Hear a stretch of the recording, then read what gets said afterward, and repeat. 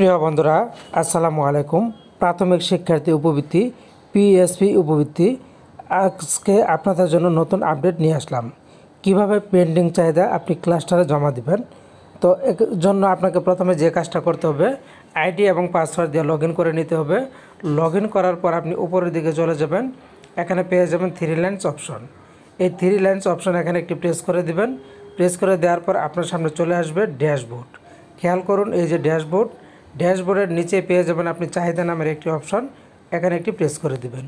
Press করে দেওয়ার পর এখানে আপনি পেয়ে যাবেন 3টি অপশন, তার মধ্যে চাহিদা প্রস্তুত অপশন, এখানে একটি প্রেস করে দিবেন। প্রেস করে দেওয়ার পর খেয়াল করুন আপনার সামনে ঠিক এরকম ইন্টারফেস চলে আসবে। এরকম চলে আসলে বন্ধুরা, এখানে আপনারা দেখতে পাবেন শিক্ষার্থী প্রোফাইল।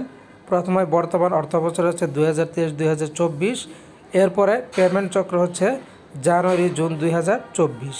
এরপর এখানে আপনারা দেখতে পাচ্ছেন এখানে কি লেখা আছে, আমি একটু আপনাদের সাথে শেয়ার করি। তো খেয়াল করুন এখানে কিছু বক্স আছে। প্রথম বক্স, এখানে আপনার যখন আপনার স্টুডেন্ট এই জায়গাতে থাকবে, আপনি এই বক্সটাতে টিক দিলে যতজন স্টুডেন্ট থাকবে সব সিলেক্ট হয়ে যাবে। এরপর নাম, শ্রেণী, রোল, জন্ম সনদের নম্বর, অ্যাকাউন্ট নম্বর, এনআইডি, এই সব কিছু এখানে আপনারা দেখতে পাবেন। তো আমার যেহেতু কোনো শিক্ষার্থী বাকি নাই, এজন্য এখানে নীল দেখাচ্ছে।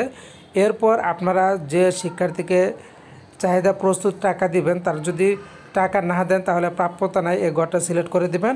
আর যদি টাকা দেন তাহলে এই যে ডান পাশে যে ঘরগুলি আছে, 6টি ঘর আপনারা দেখতে পাবেন, একটু ডান দিকে সরিয়ে নেবেন, তাহলে ঘরগুলো চলে আসবে। এভাবে আপনারা 6টি ঘরের মধ্যে জানুয়ারি, ফেব্রুয়ারি, মার্চ, এপ্রিল, মে, জুন সবগুলি ঘর সিলেক্ট করে দেবেন, তাহলে দেখবেন সবগুলি অটো সিলেক্ট হয়ে যাবে।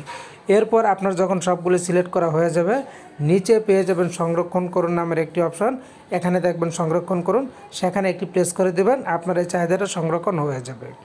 সংরক্ষণ হওয়ার পর যে কাজটা করবেন, আবারও আপনারা চলে যাবেন উপরে 3 লাইনস অপশন, এই 3 লাইনস অপশনে একটি প্রেস করে দেবেন।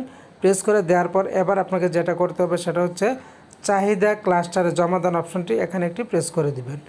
প্রেস করে দিলে আপনি যতজন শিক্ষার্থীর চাহিদা প্রস্তুত করেছেন তার তালিকাটা কিন্তু এখানে চলে আসবে। এখানে চলে আসার পর এখানে আপনারা খেয়াল করতেছেন ঠিক পূর্বের মতো বাম পাশে একটা বক্স দেখতে পাচ্ছেন, এটাতে টিক দিলে সব অটো টিক হয়ে যাবে। তো দেখুন আমার কিন্তু শূন্যটার মধ্যে শূন্যটা দেখাচ্ছে, কারণ আমার কোনো চাহিদা পেন্ডিং নাই। এরপর এখনও ঠিক পূর্বের মতো নাম, শ্রেণী, রোল, জন্ম সনদের নাম্বার, অভিভাবকের এনআইডি এগুলি কিন্তু অটো থাকবে। অ্যাকাউন্ট নাম্বার এটাও কিন্তু অটো থাকবে। তো আপনারা যে কাজটি করবেন, এখানে কিছুই করবেন না, এখানে মাসের সংখ্যা থাকবে, মাস নির্বাচন থাকবে। আপনারা শুধু বাম পাশে গিয়ে এখানে একটাই অপশন পাবেন, এই বক্সটাতে টিক দিবেন, তাহলে সবগুলো অটো সিলেক্ট হবে। এরপর চলে যাবেন নিচে পাবেন চাহিদা ক্লাস্টারে জমা দিন, এখানে পাবেন চাহিদা ক্লাস্টারে জমা দিন, এখানে প্রেস করে দেবেন।